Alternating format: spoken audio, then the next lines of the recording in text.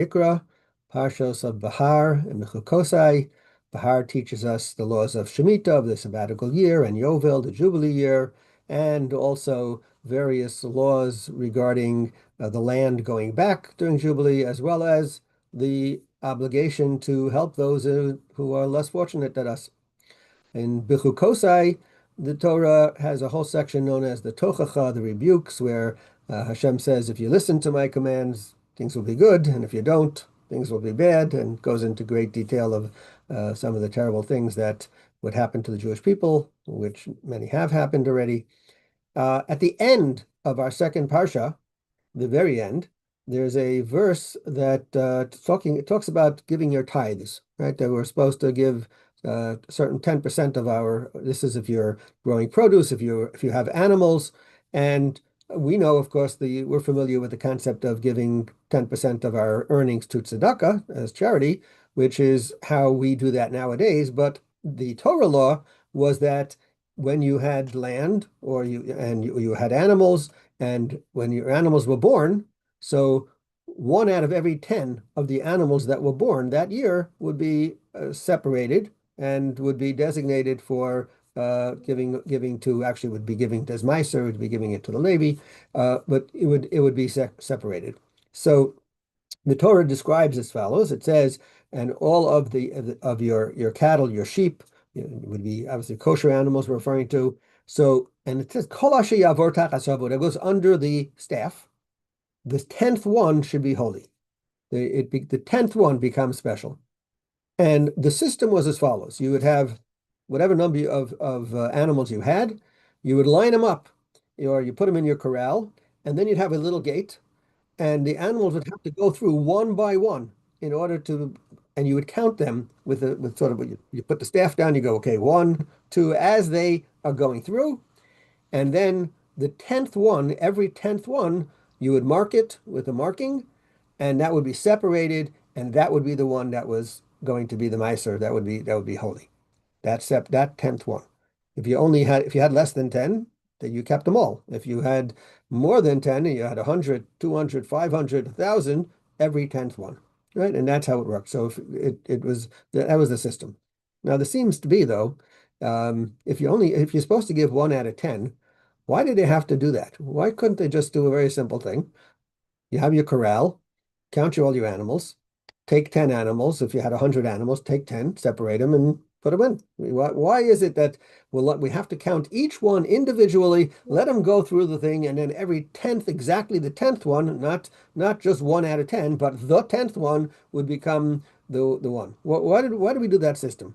So I saw this in Rabbi Avram Pam quotes this idea that this question was asked by Rabbi Eliezer Gordon, who was a Rosh Hashiva in Lithuania and Telz, and he answered as follows. He said he was once on a fundraising trip, and he was asking for obviously raising funds, and he went to a wealthy person, and he asked him, in the fundraising business, if you don't ask, you don't get usually. And he asked him for 500 rubles, which was a very significant sum of money.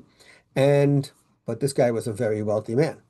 And the guy said to him, like, whoa, that's a lot of money. Why are you asking for so much? Like, how could you ask for so much? How could you ask me for so much money? Right. And unfortunately, we do get that response from some people as well. Right. They say, like, and these people talking about wealthy people. He's a wealthy person. And he says, how could you ask me for so much?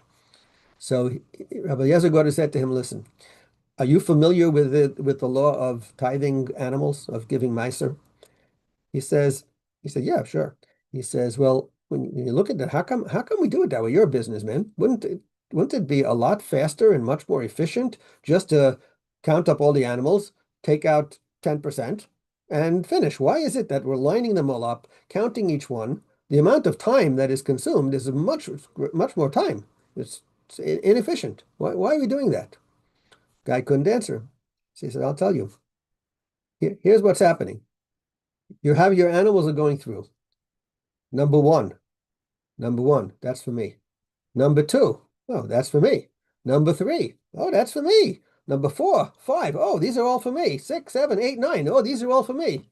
Number 10, oh, that's for Hashem. Okay, I just had 9 that were all for me. Number 10, that's for Hashem. You have a lot more, 19, 20, right? I've got 18. I gave two to Hashem. I got 18. I got 27. He's got three, right? You multiply it out. The more you have, the more there are, the more I have. And the number that Hashem's getting seems to be a small amount. It's not such a big deal.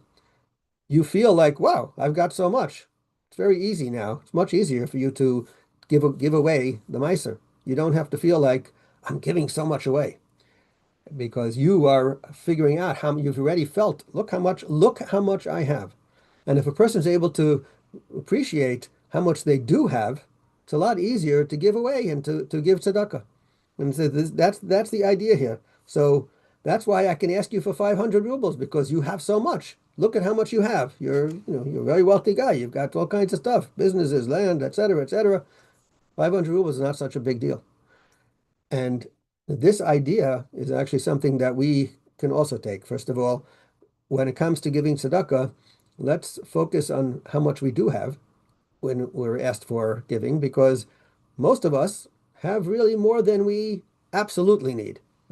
We very few people that in our circle are necessarily looking for what the next meal is. There are people, and of course there are, but those of us who are fortunate, we know that that's not the issue. We could afford to give a little bit. We could afford to give a little more. And if you really want to make it even easier for yourself, there's really a good system to do. Some people do this, they have a separate account, and whatever money they earn, they take out the 10%. They put it in a separate bank account. And this way it's gone already.